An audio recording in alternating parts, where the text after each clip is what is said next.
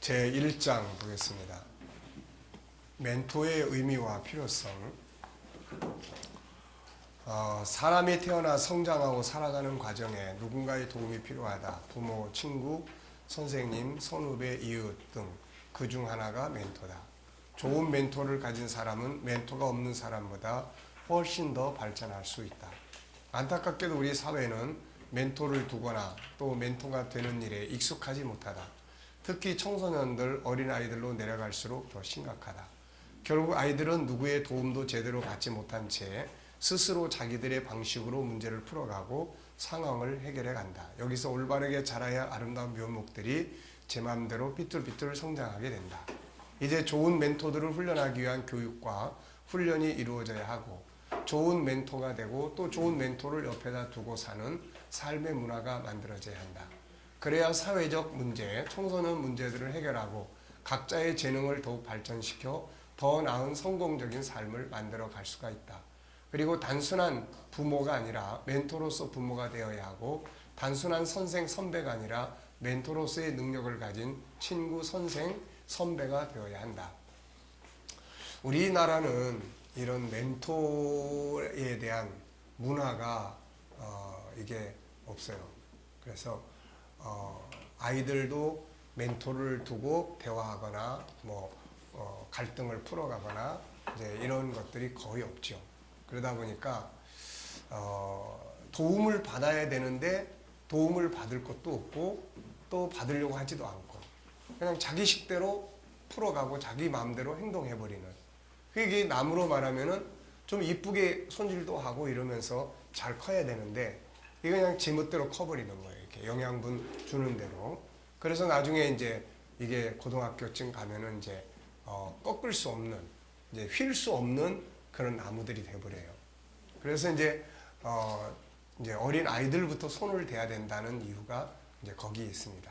그래서 아이들은 어쨌든 이야기를 하면은 들으려고 하고 그것을 또 따라가려고 하는 이런 이제 자세들을 가지고 있기 때문에, 그래서 사실 멘토가 초등학교 때부터 멘토가 있어야 되고 활용할 줄 알고 또 그런. 근데 사실 그럼 누구를 멘토로 삼지라고 했을 때 이게 멘토링에 대한 학교나 이런 것들이 있어서 이런 훈련들을 계속 이렇게 교육하고 사람을 배출하고 이제 이러면 괜찮은데, 우리나라는 그런 시스템들이 없다 보니까는 멘토라고 해도 그럼 누구한테 멘토를 해야 돼요? 라고 했을 때 이게 쉽지가 않은 거예요.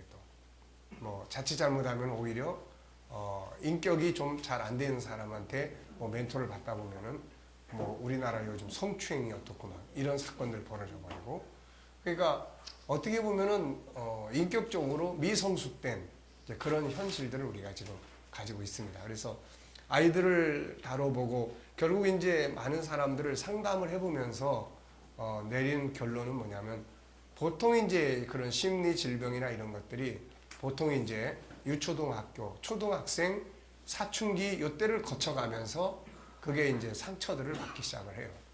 어렸을 때는 잘 몰라도 중학교 때부터는 어떤 일을 당하면 그게 상처로 남는다고요, 이게. 그래서 그런 과정들을 풀어가는 방법을 모르고 또 어디다가 가서 이야기를 해야 될지도 모르고, 그래서 그냥 부둥켜 안고 가고 그러면서 이제 그런 상황들이 만들어지게 되는 거예요, 이게. 자, 그래서 이런 운동을 사실 우리가 이제 해야 된다. 그래서 어떻게 보면은 교회 안에 이런 이제 멘토 그룹을 이제 만들고 형성을 시켜서 제대로 된 멘토를 할 수 있도록 교육을 시키는 멘토 교실이 이제 만들어져야 되겠죠. 그래서 부모도 와서 그냥 부모가 아니라, 우리나라의 부모의 개념은 낳아서 학교 보내주고 또 용돈 주고 옷 사 입혀주고 먹을 거 주고 용돈 주고 이러면은 잘하는 것으로 생각을 하죠. 근데 사실은 그거는 이제 그냥 보호하는 거지, 보호자로서의 역할을 하는 거지 리더자로서의 역할을 하는 건 아니에요. 그래서 멘토로서의 역할을 하는 게 아니라고요, 이게. 그냥 보호, 집안 울타리에서 보호하고 먹여주고 이제 그런 정도의 기초적 책임을 하고 있는 거죠. 그러니까 이제 앞으로의 세대는 이제 바로 부모가 멘토로서의 부모, 또 리더로서의 부모 역할을 이제 할 수 있어야 된다. 근데 이거는 훈련이 이루어져야 되는 거죠, 이게. 자, 멘토의 의미. 그래서 우리가 이제 이런 멘토라고 하는 이런 이름, 또 이런 부분들에 대해서 어색해하지 않고 자연스럽게 사용할 수 있고, 아, 내가 멘토 해줄게 라고 할 수 있는 그런 이제 훈련들이 이루어지는 게 필요한 그런 문화가 이제 만들어져야 합니다. 자, 멘토의 의미와 유래. 멘토란 어떤 사람을 말하는 것일까? 멘토의 의미와 유래는 다음과 같다. 멘토는 조언자 역할을 하는 사람이에요. 경험과 지식을 바탕으로 다른 사람을 지도하고 조언해주는 사람, 이렇게 사전적인 의미를 써놨습니다.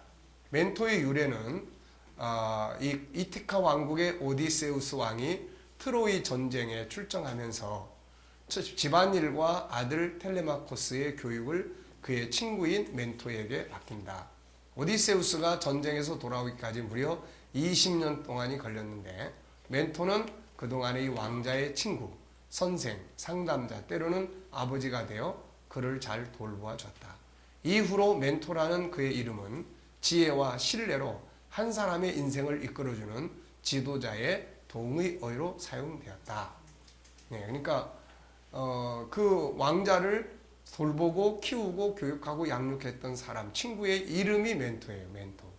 그래서 이때부터 그렇게 돕는 사람, 한 사람의 인생을 키워주고 훈련하는 사람을 가리켜서 멘토다, 이렇게 이야기를 합니다. 그러면 이제 멘토와 멘티. 멘토는 지도를 하는 사람이고 멘티는 지도를 받는 사람. 그래서 코칭에서는 뭐라고 이야기했습니까? 코치를 받는 사람을 뭐라고 이야기했어요? 픽코치라고 이야기를 하고, 코치하는 사람을 코치라고 이야기하고, 그 코치를 받는 그 행동을 코칭이라고 이야기를 하고, 멘토를 받는 행동을 멘토링이다, 이렇게 이야기를 합니다. 자, 멘토의 필요성. 앞에서 말한 바와 같이 사람이 태어나서 성장하고 살아가는 동안 수많은 도움을 필요로 한다. 인간은 절대로 혼자서 태어나서 혼자서 모든 문제를 해결하고 혼자서 성장해 갈 수가 없다. 그래서 멘토가 필요한 것이다.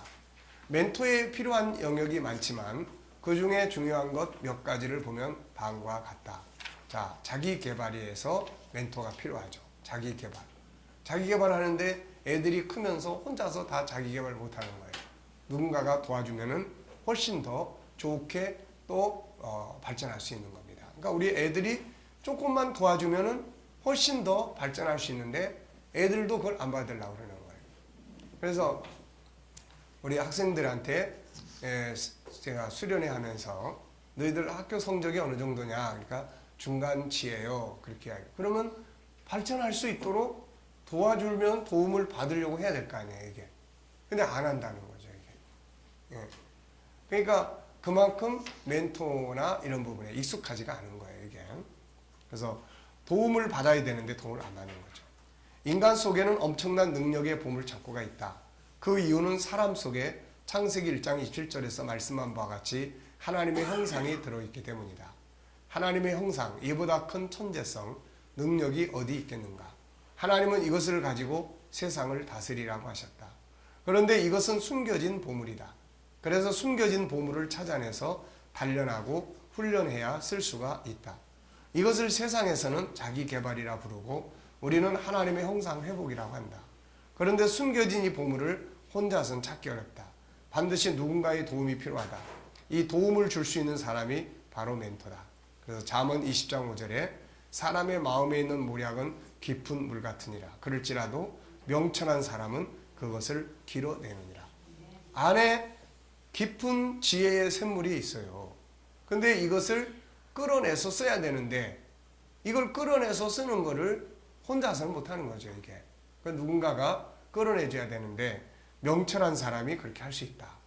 그렇게 해주는 사람이 바로 멘토가 될 수가 있고 코치가 될 수가 있는 거죠.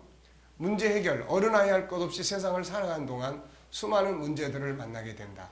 이때 스스로 해결할 수 있는 문제도 있지만 스스로만의 생각이나 경험으로 해결할 수 없는 문제도 수없이 많죠. 이러한 때에 지혜로운 분석과 조언을 해줄 수 있는 누군가가 있다면 문제 해결을 통해 더욱 성숙해지게 되는 것이죠. 세 번째는 이제 갈등입니다. 삶 속에서 인생의 갈등, 인간관계의 갈등, 업무의 갈등 등 많은 갈등을 겪게 된다. 이때 혼자서만 갈등을 다 풀 수가 없다.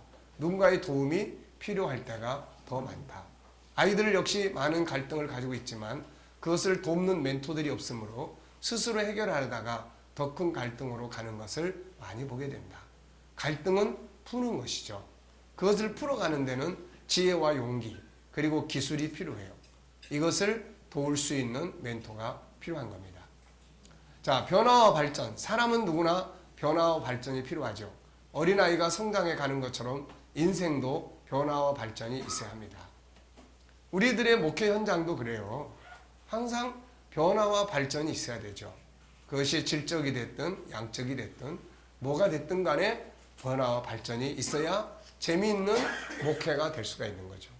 근데 맨날이 그냥 그날이 그날이고 맨날이 맨날이고 이러다 보면은 스스로가 지쳐버려요. 재미가 없습니다. 인생도 마찬가지예요. 그래서 집안 물건도 봄, 여름, 가을, 겨울에 따라서 이리 옮기고 저리 옮기고 하는 게 뭐냐면 변화. 음식도 그렇잖아요. 자, 우리가 여기 와서 이제 훈련하는데 어느 날 우리 김치찌개 먹었어요. 저녁에도 또 김치찌개. 또 내일도 김치찌개야. 그 다음날도 또 김치찌개야. 그럼 이제 나중에 그 김치찌개만 생각을 하면 이제 이가 갈리지. 그러니까 참 이스라엘 백성들이 광야에서 40년 동안 만나만 먹었다는 거는 정말 대단한 겁니다, 이게. 네. 그 사람들이 뭐 하나님 원망하고 불평했다고 우리는 맨날 설교에서 이야기를 하는데 그 사람들이 그럴 거예요. 네가 해봐라, 그렇게. 너는 40년은 고사하고 넌 1년만 있어도 너는 다시 애굽으로 가자고 그럴 거다.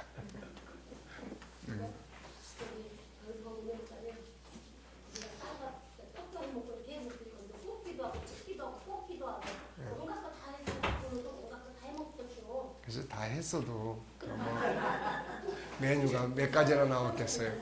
찌개 똑같은 찌개 3번 나오는 그러니까 내가 미국에 세미나 갔을 때 5끼를 빵만 주더라고. 5끼. 피자, 빵 이렇게 5끼를. 근데 나중에는 참 못 살겠더라고. 5끼만 빵과 피자만 먹는데도.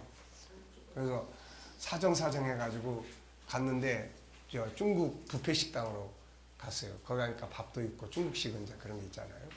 그러니까 참 이런 게 그래서 똑같은 거를 그래서 변화라고 하는 거는 사람이 살아가는 데 있어서 꼭 필요한 요소예요, 이게. 그러니까 요즘 난 재미가 없어. 뭔가 그냥 무기력해졌어. 그러면은 변화와 발전이 필요한 시기예요, 이때는. 그럼 이때 이제 뭐가 필요합니까? 이때 멘토가 필요한 거예요. 그래서 스스로 멘토가 되든 아니면 누군가의 또 멘토를 받든 해서 컨설팅을 해야죠, 이제. 지금 상태가 이렇고 내면의 세계가 이런 것 같고 정말 아무 재미도 없고 뭘 해야 왜 해야 될지는 모르겠고 이러고 있는데 어떻게 해야 될 건지. 그래서 주님과 멘토 삼아서 묻든지 아니면 또 책을 통해서 멘토링을 하든지 뭐 사랑과 하든지 간에 해서 변화를 줘야 돼요. 변화를. 자, 변화와 발전을 이루어가는 곳에는 그것을 갈망하는 의지가 있고 누군가의 도움과 지지가 있어요. 네, 그래서 도움을 받으면 훨씬 더 효과적이죠. 좋은 관계, 세상의 모든 일은 관계 속에서 이루어지죠. 그런데 관계에 대해 제대로 배워본 일이 별로 없습니다.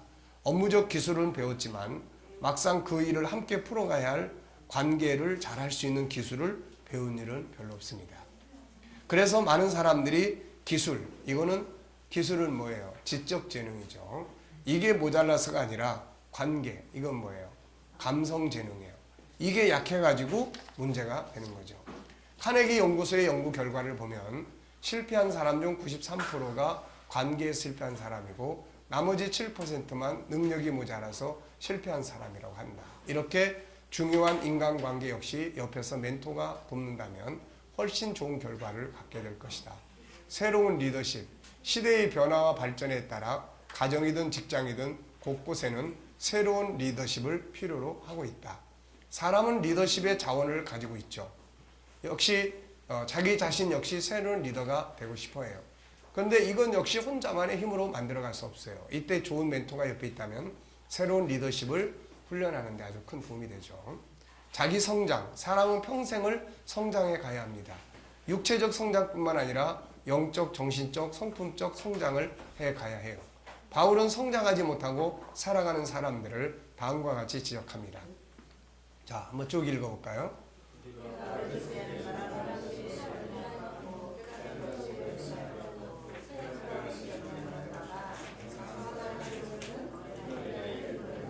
네, 어린아이 같은 거죠. 어린아이와 같고 말하는 거, 행동하는 거, 깨닫는 거, 생각하는 것이 어린아이와 같다. 이게 성장을 해야 되는데 못하고 있는 거죠, 이게. 자, 고린도전서 3장 1절로 3절 읽어보세요.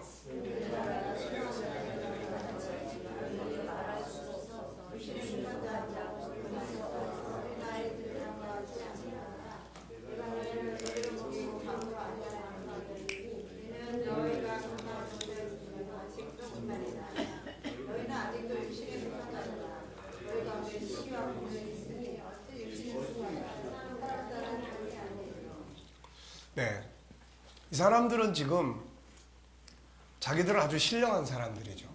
왜냐하면 은사도 충만하고 고린도 교인들이 은사도 충만하고 말씀도 성경도 많이 알고 있고 예수님의 재림을 기다리고 있는 사람들이고 그러니까 이반하면은 굉장히 훌륭한 신앙인들이에요. 그런데 바울이 볼 때는 어린아이 같이 행동하고 있는 거죠. 그러니까 한 면은 굉장히 컸어요. 한쪽 면은. 하나님과의 관계 속에서 신령한 측면에서는 굉장히 커졌는데 하나님의 성품적 측면에서는 아직 어린아이예요. 그러니까 봤다 들었다 하고 해도 결국은 인간관계나 행동을 하는 거 보면은 여기 보면은 너희 가운데 시기와 분쟁이 있다. 이게 육신에 속한 것이지 영에 속한 거냐. 이렇게 이제 지적을 하고 있는 거예요. 그래서 어린아이들을 대안과 같이 할 수밖에 없다. 안타깝게도 수많은 사람들이 생각하는 것이 어린아이 같고 말하는 것이 어린아이 같고 성품 사용하는 게 관계 어린아이에 머물고 있는 거죠. 이걸 심리학에서는 뭐라고 이야기해요? 어른아이라고 이야기해요. 어른아이. 그러니까 성인아이. 그러니까 어른이 됐는데 내면의 속에는 어렸을 때의 그 상태에 딱 멈춰 있는 거예요. 어린 아기였을 때 엄마의 사랑을 받아야 되는데 그걸 못 받은 아이들은 그 상태에 그냥 있어요. 그래서 어른들이 장난감을 좋아하거나 이런 것들은 어렸을 때의 그런 만족하지 못했던 것을 충족시키려고 하는 이런 내면의 욕구라고 이야기를 하죠. 네. 자, 그래서 인생은 성장해야 한다. 자, 겉으로는 어른이 돼서 결혼을 했어요. 근데 내면의 세계는 어린 아이들이야. 그럼 어떻게 되겠어요, 이게? 근데 그래도 가정이 예. 불행해지는데 예. 지금 어저께 제가 그런 딸이 중학교 2학년인데요. 네. 걔가 엄마보다는 훨씬 생각이 잘 때는 아빠하고 대화하고 엄마는 대화도 안 되고 남편하고 대화도 하고 바보도 그런 바보가 없어요. 이도저도로 가정이 안 되고. 네. 그러니까 이제 이런 공부를 해야죠, 이제. 그런 사람들이 이런 부분들을 이제 교육을 받아서 또 상처받은 것들은 이제 해결을 해야 되고 그렇게 해서 이제 성장을 해야 됩니다, 이게. 그래서 훈련이 돼야지 그렇지 않으면 이제 갈등이 많이 생기죠. 마치 자녀가 성장해 가기 위해 부모의 도움이 필요하듯이 인생을 성장해 가는 데는 멘토의 도움이 절대로 필요하다. 효율적인 업무 성과, 학습, 같은 업무라도 효율적으로 처리하고 같은 내용이라도 감동적인 능력을 발휘한다면 얼마나 좋겠는가. 사람 속에는 이렇게 할 수 있는 능력이 들어있어요. 아이들 역시 공부를 잘할 수 있는 능력은 그들 속에 들어있습니다. 그런데 방법을 몰라요. 그리고 동기를 찾지 못합니다. 이것을 도울 수 있는 좋은 멘토가 옆에 있다면 자기 속에 있는 잘할 수 있는 능력을 끌어내 줄 수가 있죠. 그래서 멘토는 절대로 필요하다. 자, 멘토의 중요성. 자, 여기 케빈 리먼이라는 사람 이야기를 써놨는데요. 이 사람 이야기는 우리가 종종 보지요. 아주 좋은 이야기예요. 고등학교 때 수학을 가르쳤던 윌슨 선생님이 붙들어 주기 전까지 내 인생 역시 그랬다. 그때 나는 아무짝에도 쓸모없이 시간을 축내는 아이 중 하나였다. 나보다 더 절망적인 반 친구 3명이 없었다면 나는 고등학교를 꼴찌로 졸업했을 것이다. 주변 사람들은 내가 졸업한 후 동네 주유에서 바람 빠진 타이어를 갈아주거나 길 모퉁이 가판대에 신문이나 팔면서 평생을 보낼 것이라고 했다. 솔직히 나는 스스로를 멍청하다고 여겼다. 그리고 그렇게 행동했다. 그러다가 내가 17살이던 봄에 마법 같은 어느 날 내 인생을 바꿀 수학 선생님과 이야기를 시작하게 되었다. 윌슨 선생님은 우리 학교를 거쳐간 학생 수천 명을 지켜본 입장에서 완벽하다고 인정을 받는 나의 누나 젤리와 가장 성공할 것이라고 기대되는 학생인 나의 형 잭을 가르친 분이었다. 선생님은 졸업이 몇 달 남지 않은 어느 날 나를 앉혀놓고 말을 꺼냈다. 케빈, 나는 너를 알고 네 가족도 알아. 그리고 여러 동안 너를 지켜봤어. 올 것이 왔군. 나는 이렇게 생각했다. 또 나더러 왜 네 형과 누나를 닮지 못했냐고 잔소리를 하겠지. 하지만 선생님은 내 예상과 완전히 다른 방향의 이야기를 했다. 멘토는 잔소리하는 사람이 아닙니다. 멘토는 야단치고 책망하고 이런 사람이 멘토가 아니에요. 며칠 전부터 한 생각인데 네 의견은 어떤지 물어보고 싶구나. 어쩌면 말이야 네가 장난치느라 성공하는 에너지를 정말로 자신에게 이로운 어떤 일에 집중하는 데 쓸 수도 있지 않을까. 지금처럼 반에서 유명한 광대 노릇하느라 허비하지 말고 그래봤자 내 손해일 뿐이니 말이야. 나는 이 회색머리 노천호 선생님이 다른 교사들처럼 마냥 야단만 치지 않는다는 점에 놀랐다. 윌슨 선생님은 내게서 좋은 자질을 보고 그 점을 일러준 것이다. 친구들의 관심을 끌려고 벌이는 멍청한 장난, 잘난 형과 누나를 둔 막내가 상대적인 반항심으로 벌이는 속보이는 장난을 윌슨 선생님이 지적을 해주었다. 그리고 선생님은 나를 가망 없는 녀석이라 치부하지 않고 내 인생에서 가능성을 찾았다. 윌슨 선생님은 나에게 스스로 인생을 바꿔보라고 말하므로 내 안에 있는 도전의식을 불러일으키는 통찰력이 있었다. 선생님 덕분에 나는 최악의 상태에서 빠져나올 수 있었다. 케빈 리먼은 똑똑한 누나와 형 아래서 자신은 숨쉴 가치조차 없는 사람처럼 취급받으면서 살았다. 그러다 보니 주변의 관심을 끌기 위해 광대처럼 행동한 것이다. 사람은 누구나 치이는 걸 싫어하고 자기를 알아주기를 바라는 본성이 있기 때문이다. 선생님은 케빈의 내면 세계를 보았고 그것을 일깨워 주었다. 케빈 리먼은 이후 스스로를 변화시켰고 대학에 들어갔고 실패를 거듭하게 됐지만 주저앉지 않고 마침내 우등생이 되었다. 예전의 케빈과 지금의 케빈은 너무나 다른 모습이었다.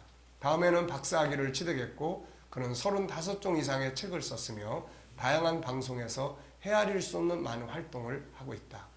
그러니까 이 사람에게 있어서 이 선생님이 안 만났으면 이 사람은 그냥 그런 대로 버려지는 거야. 이게 광대 노릇이나 하고 친구들아, 그러니까 왜 광대 노릇을 했냐면 이 책을 전체를 다 읽어보면은 이 형과 누나가 굉장히 똑똑해요. 그 학교를 졸업을 했는데 그러니까 학교 가면 맨날 네 형은 네 누나는 그러고 집에서도 엄마 아빠는 너는 형 반만이라도 닮았으면 좋겠다. 학교 가면 친구들한테 왕따 당하고 그러니까 친구들하고 왕따 당하지 않으려고 광대 노릇을 해서 친구들을 즐겁게 하는 꼭두각시 역할을 한 거예요. 그러는 걸 이제 선생님이 유심히 보고 얘를 이제 불렀고 그 속에 있는 것을 일깨워 준 거예요. 그러니까 얘의 인생을 그야말로 바꾸는 것은 이 선생님이죠. 그러니까 원래 이 아이 속에는 할 수 있는 능력은 있는 거야. 이게 그게 없는 게 아니라 할 수 있는 능력은 있는데 누군가가 이걸 일깨워 줘야 되는데 못한다고 야단만 쳤지 일깨워 줄 수 있는 사람이 없었던 거예요. 이게. 그러다가 이 선생님의 만남으로 인해서 인생의 변화를 만들어낸 거죠. 그래서 결국 창세기 1장 27절 28절 우리 안에 있는 거를 끌어내서 잠언 20장 5절에 있는 것처럼 안에 있는 것을 끌어내줄 수 있는 사람을 만나느냐 못 만나느냐. 네. 이게 인생에 있어서는 굉장히 중요한 거예요. 이게. 네. 자, 여기 보면 이제 얼마 전에 이거는 뉴스에 나온 거예요. 요즘 아프리카의 대통령이 된 사람이 있습니다. 어느 나라에. 조지 웨어라는 사람이 있었는데 이 사람이 원래 축구 선수였어요. 그래가지고 이 사람을 이제 그렇게 축구의 유럽의 무대에서 축구 선수로 위대하게 만든 사람이 벵거라는 사람이에요. 이 사람은 지금 감독하고 있는 사람이죠. 아스날 감독. 그래가지고 이 사람이 이제 그 사람을 아프리카에서 별 볼 일 없는 사람을 그렇게 위대한 사람으로 만들었고 결국은 대통령까지 된 사람이 사람. 네. 한번 읽어보죠. 축구 선수 출신으로 한나라의 대통령 자리에 오른 조지 웨아의 소식이 지금 현재 세계 최고의 관심사다. 웨아는 아프리카 빈민가 출신으로 아프리카인 최초의 발롱도르 수상자가 된 발롱도르라는 것은 뭐예요? 축구 선수한테 주는 최고의 상이죠. 이게 요즘에 누가 많이 탑니까? 호날두가 많이 타고 있는 거죠. 그리고 이제는 대통령이 된 입지적인 인물이지만 스승 아르센 벵거 감독 없이는 대통령 조지 웨아도 없었다. 기자 개인의 말이 아닌 조지 웨아 본인의 말이다. 조지 웨아 라이베리아 대통령이 사람으로서 처음 명성을 얻은 계기가 성공한 축구 선수라는 것은 이미 잘 알려져 있다. 그리고 그의 재능을 알아보고 그에게 가장 처음 유럽에서 기회를 준 것은 AS 모나코 감독 시절의 아르센 벵거 감독이었다. EPL 팬들에겐 아스널 감독으로 익숙한 벵거 감독이지만 그는 아스널에 부임하기 전 모나코 시절부터 이미 세계 각지에 있는 숨겨져 있는 진주를 발견하는 데 큰 관심을 보였고 그는 이후 아스널 감독이 되기 전 일본에서 감독직을 맡기도 했다. 그의 감독 초기 그가 발견한 가장 위대한 선수 중 하나가 조지 웨아였다. 물론 웨아는 벵거 감독의 눈에 띄어 모나코에 오기 전까지 웨아 대통령은 과거 영국 정론지 가디언과 인터뷰에서 벵거 감독은 나에게 아버지와 같은 존재했고 그 역시 나를 그의 아들처럼 대우해줬다며 인종차별이 극에 달했던 시기에 그는 나에게 사랑을 보여줬고 출전할 기회를 줬다고 말했다. 그는 또 어느 날 내가 훈련에 지쳐서 그에게 두통이 심하다고 말한 적이 있었다.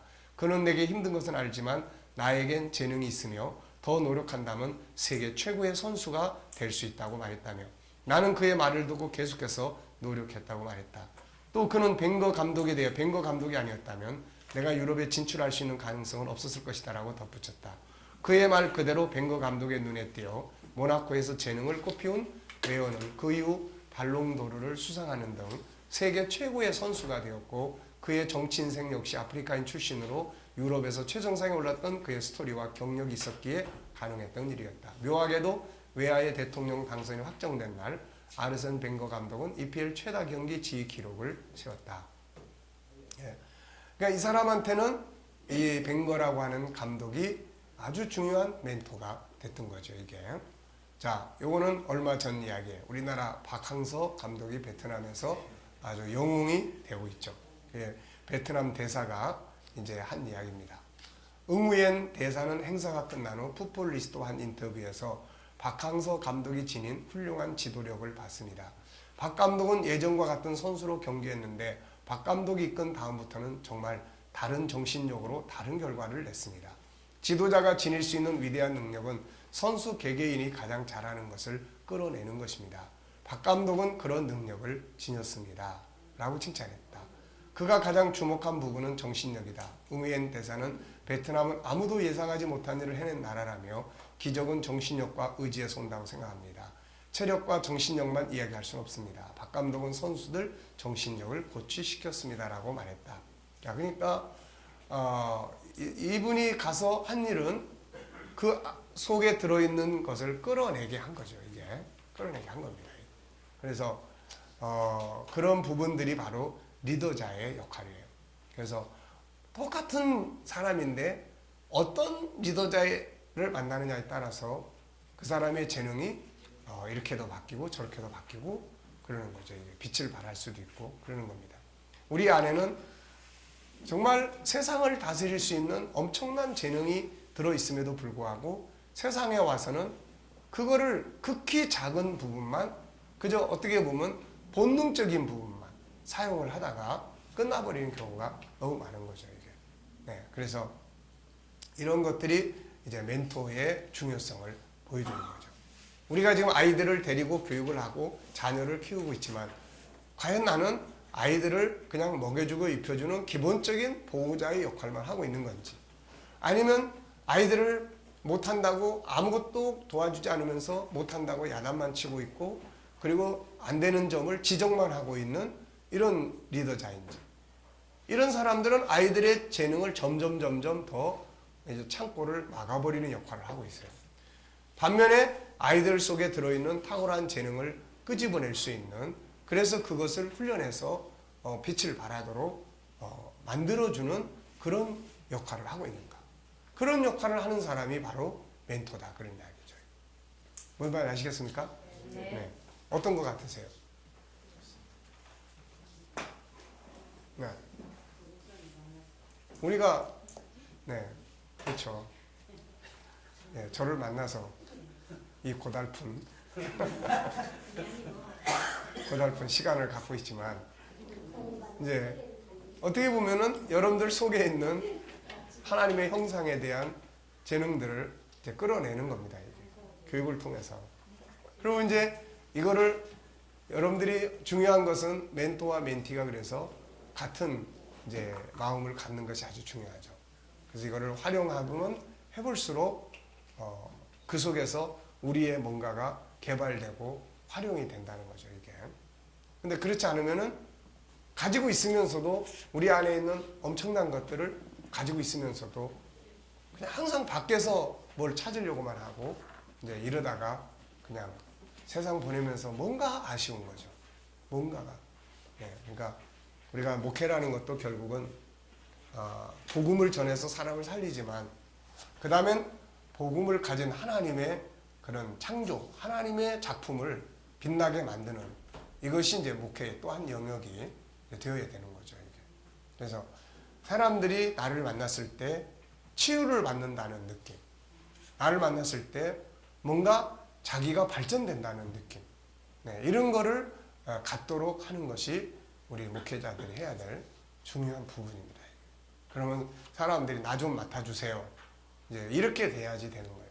그래서 그 소문이 쫙 퍼져나가면 이제 항상 꿈꾸는 교회, 내가 꿈꾸는 교회는 와서 줄 서서 기다리는 교회. 네. 사람들이 와서 들어오려고 거기 줄 서서 기다리는 교회. 그리고 자, 시간 됐습니다, 이제 문 닫습니다, 딱 잠궈버리고 그 다음에 이제 집으로 가라고 하는 교회. 네. 그런 교회를 만들어야 되겠다. 네. 자, 그래서 결론 보면은 사람은 누구를 만드는가에 따라서 인생의 모든 게 다 바뀝니다. 그래서 친구 잘 사귀어라, 뭐 이런 말도 많이 하고, 또 뭐 벌써부터 어렸을 때부터 그런 상위 그룹을 형성하기 위해서 뭐 자기들끼리 벌써 이제 인맥을 만드는 거죠. 벌써 유치원 때부터 판사 집 딸, 또 뭐 장관 집 딸, 뭐 국회의원 집 딸, 뭐 아들 이렇게. 네. 근데 그런 인생관이, 그러니까 본질적 가치관이 없이 그렇게 만들어진 인생은 잘못하면 같이 망하는 거예요. 이제 같이. 네. 자, 잠언 13장 20절에는 지혜로운 자와 동행하면 지혜를 얻고 미련한 자와 사귀면 해를 받는다. 네. 이 말씀이 진리죠. 이게 역사는 이것을 보여주고 있는 거예요. 이게. 자, 타이슨. 이 사람의 흥망성쇠를 쥐었던 사람들이 여자인데 어떤 사람이 옆에 있는가에 따라서 이 사람의 세계가 바뀌었어요. 자, 남자가 여자를 잘 만나면 흥하고 반대의 경우는 크게 당한다는 속설이 있다. 모든 건 케이스 바이 케이스겠지만 전설적인 핵주먹 마이크 타이슨의 인생에서 속설은 진리가 된다.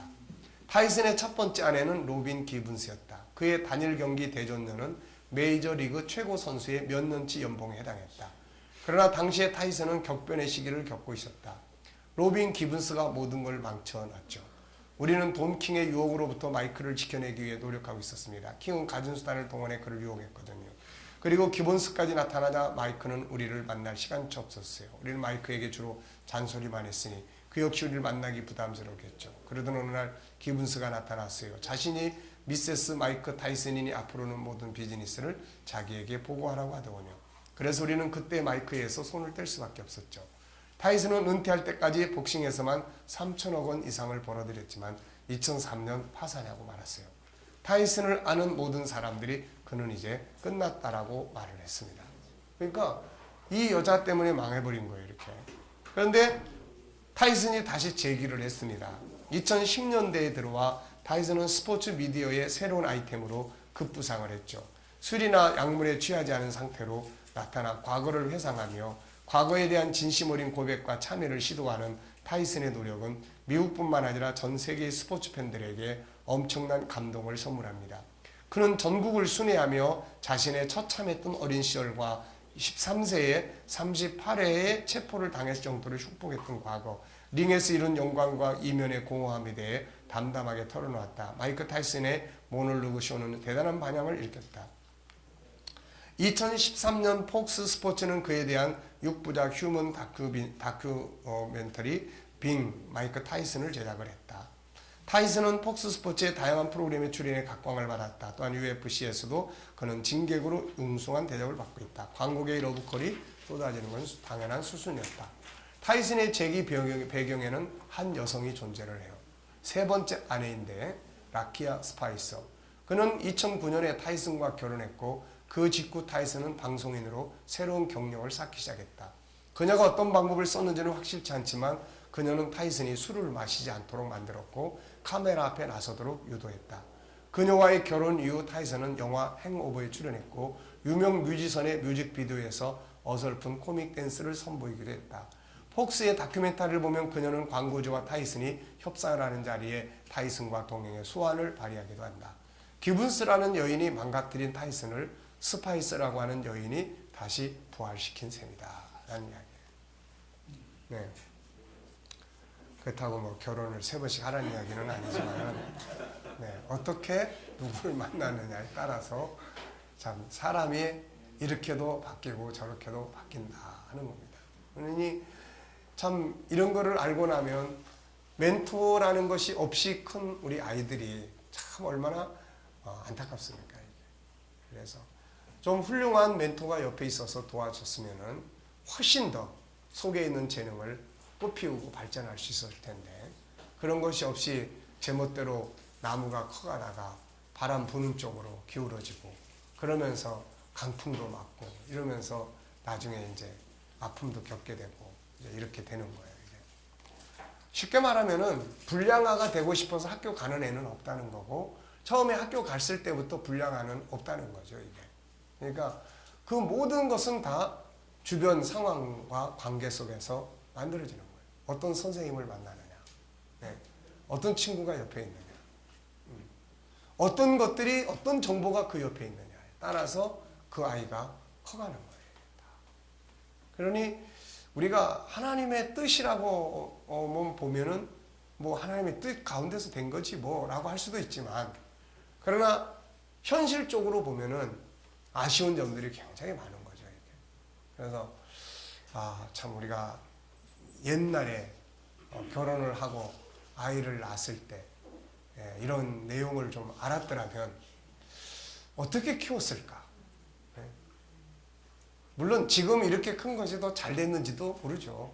그렇지만은 어쨌든 우리가 키웠다고 하는 것은 사실 어떻게 보면 밥 해주고 먹여주고 입혀주고 예배드리게 하고 안 오면 야단치고 뭐 학원 보내주고 이거밖에 한 게 없는 것 같아요. 이게 나머지 그 아이의 내면의 세계가 성장해 가도록 그건 별로 도와준 게 없는 것 같아요. 네. 오히려 힘들어하고 아파하고 그럴 때 막 야단치고 책망을 하고 그랬지 그 아픈 마음을 이해하고 그 속에 있는 어떤 것을 찾아내서 키워주려고 하지 못했던 이런 것들이 참 아쉬운 점이 많이 남아요. 그렇다고 뭐 지금은 뭐 또 아기를 낳아서 또 어떻게 해볼 수도 없고 이제 천상 손주를 기다리는 수밖에 없습니다. 그래서 손주를 낳으면은 내가 G7에 입각해서 제대로 한번 교육을 시켜보리라 지금. 네. 그러니까 교회 안에 이런 이제 문화가 꽉 채워져 있으면은 그러면은 들어와서 아이들이 멘토라는 걸 전혀 이상하게 여기지 않고 지금은 멘토링 하라고 오라고 그러면은 안 온다니까 이게 필요하면서도 안 와요. 실컷 다 수련회 때 저 그런 목사님한테 한번 가볼게요. 그래놓고 안 와. 그 왜 하느냐 이렇게 목사님 앞에 가는 게 왠지 모르게 야 너 죄 많이 졌냐? 목사님 앞에 보면 뭐 이렇게 떨리게. 그러니까 이런 부서가 있어가지고 이런 전문성을 다 같이 공부해서 그런 멘토를 훈련할 수 있는 그런 교회 내부에 그런 게 있고, 그러면 이제 부모들도 공부를 할 거란 말이에요. 이렇게 다. 그 가정에서도 멘토로서의 부모가 돼주는 것이 필요하고, 뭐 교육시켜주고 밥 주고 옷 입혀주고 장난감 사주고 뭐 용돈 주고 뭐 시간 나면 가서 공이라도 몇 번 차주고, 뭐 이거는 이 정도 가지고 뭐 하는 거 아니에요.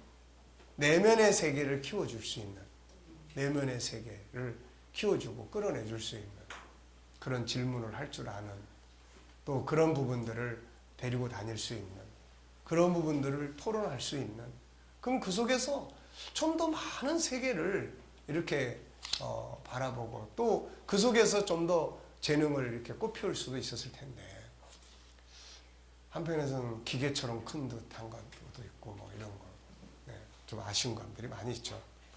자, 멘토가 있는 사람과 없는 사람의 차이는 하늘과 땅 차이다. 좋은 멘토를 두는 것은 보물을 가지고 있는 것과 같다. 우리는 모두 좋은 멘토가 될 수 있고 또 되어야 한다. 우리가 다 좋은 멘토가 될 수 있는 이유는 뭐죠? 우리 안에 창세기 1장 27절 하나님을 닮은 성품이 있기 때문에 좋은 부모가 될 수 있는 능력도 다 들어있는 거예요. 근데 뭐 때문에 못하는 거냐면 모르니까 못하는 거예요. 모르니까. 그냥 부모가 아니라 멘토로서의 부모, 그냥 선배, 친구 선배가 아니라 멘토로서의 선배, 친구, 그냥 선생이 아니라 멘토로서 선생. 그래서 멘토 문화에 익숙해져야 한다. 이제 멘토를 두는 삶, 자신이 멘토가 되는 삶에 익숙해져야 한다. 그러면 서로의 가진 놀라운 재능들을 개발하고 발전시켜 줄 수 있으며 서로의 위대한 성공을 이룰 수가 있다. 네. 자, 멘토의 의미는 뭐예요? 네, 여기 있는 것처럼, 네, 멘토는 뭐 하는 사람이에요? 경험과 지식을 바탕으로 다른 사람을 지도하고 조언해 주는 사람. 다른 사람을 지도하고 조언해 주는 사람. 멘토의 유래는 멘토라는 사람이 자기 왕의 아들을, 왕자를 돌보고 교육하고 성장시켜 주는 데서 따른 것이다. 그래서 그 사람의 이름이 멘토다 보니까 그 다음부터 돕고 성장하고 양육하고 이런 사람을 멘토다, 이렇게 이야기해요. 자, 이해됐습니까? 자, 멘토가 필요한 이유 8가지를 여기 이야기를 했습니다. 8가지. 자, 첫째는, 네, 두 번째는, 세 번째는, 네 번째는, 다섯 번째는, 여섯 번째는, 일곱 번째는, 여덟 번째는, 네, 그러니까 이런 부분들을 위해서는 돕는 자가 필요하다. 네.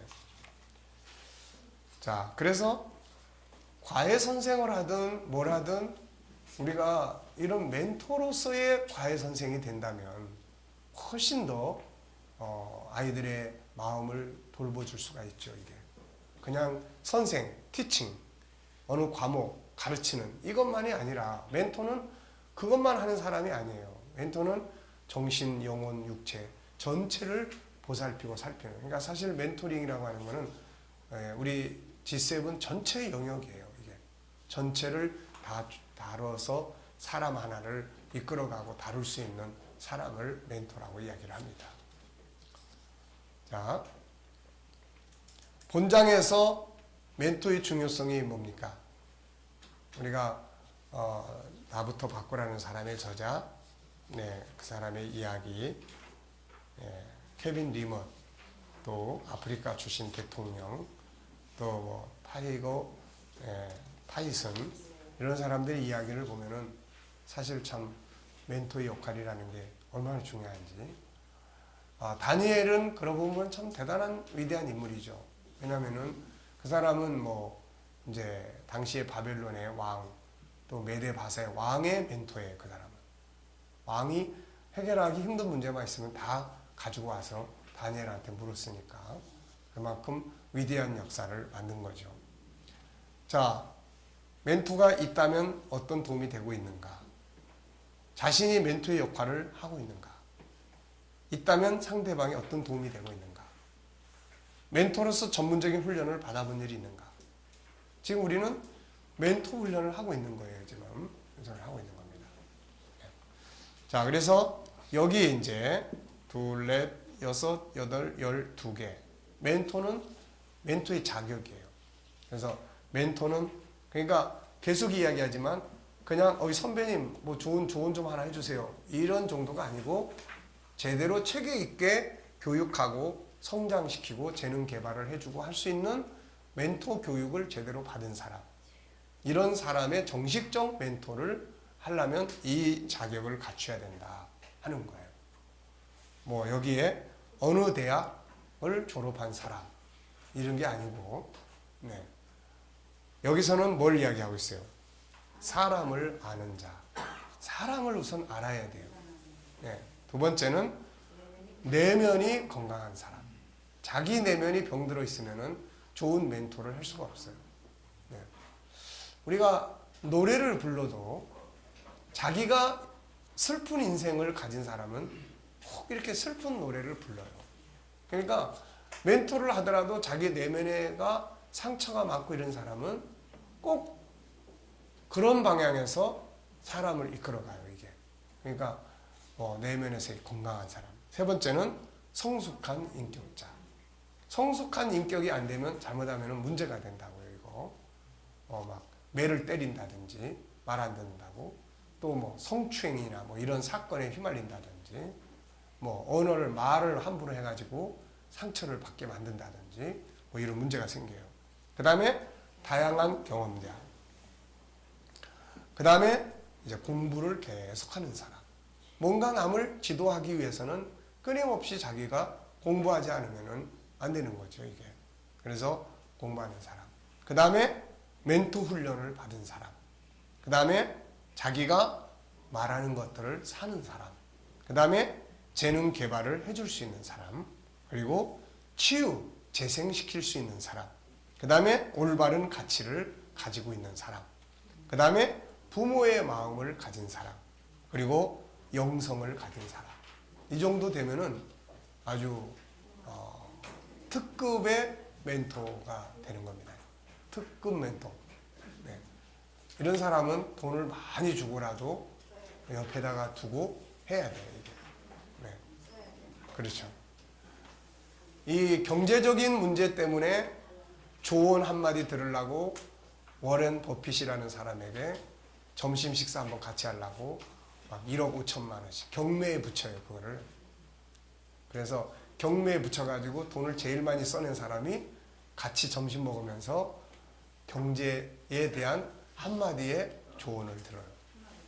네, 한마디 들으려고. 네.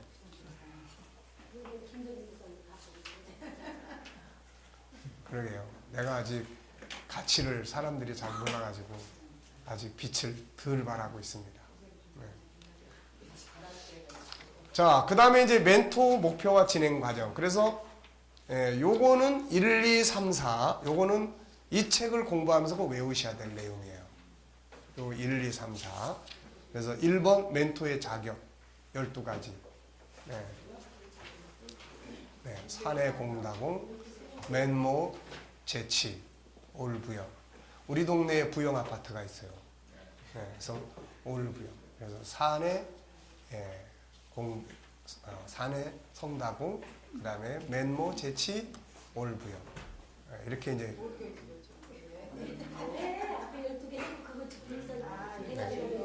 앞글자만 따서 저는 그렇게 외웠습니다. 앞글자만 따서. 사내 공다공, 성다공, 사내 성다공, 맨모, 재치, 올부영. 네. 그래서 우리 동네 부영 아파트가 있기 때문에 올부영. 네. 맨모 그러면은 누구 생각하면 되냐면 맹모, 맹자의 어머니를 생각하시면 돼요. 네. 맹모, 재치, 올부영. 네. 사내 공다공, 사내 성다공, 맨모, 재치, 올부영. 네. 그 다음에 이제 2번은 멘토 목표예요. 멘토 목표. 우리가 멘토링을 할 때 목표가 여기에 있어야 돼요. 문제를 해결한다. 그 다음 변화와 발전을 만든다. 새로운 리더자가 되게 한다. 공익적인 삶을 살게 한다. 예, 그러니까 훈련되고 예, 그래서 이 SQ 재능, 공익적 삶은 SQ의 재능, 영성 지능이 발전한 사람들은 공익적인 삶을 살아요. 다른 사람을 위한. 그 다음에 전인적 성장에다가 멘토링의 목표를 둡니다.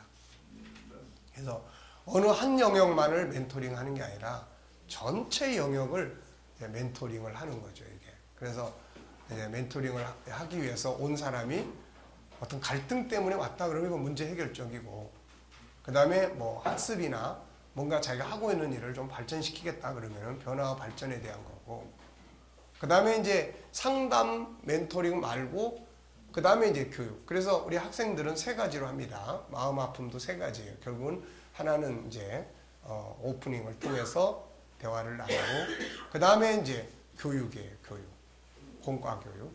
그 다음에 세 번째는 개인 상담이에요. 이제 개인 상담. 그래서 그렇게 해서 이제 교육을 하는 거예요. 그 다음에 이제 세 번째는 여기 이제 나와 있네요. 오프닝, 교육, 상담.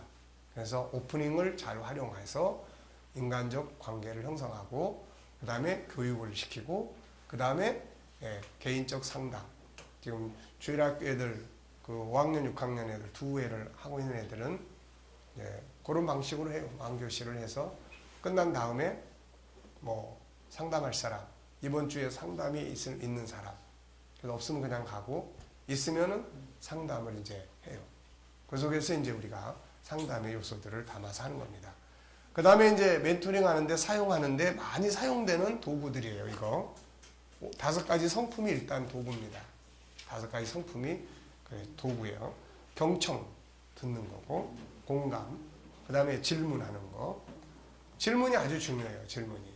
그리고 분석, 그 다음에 코칭.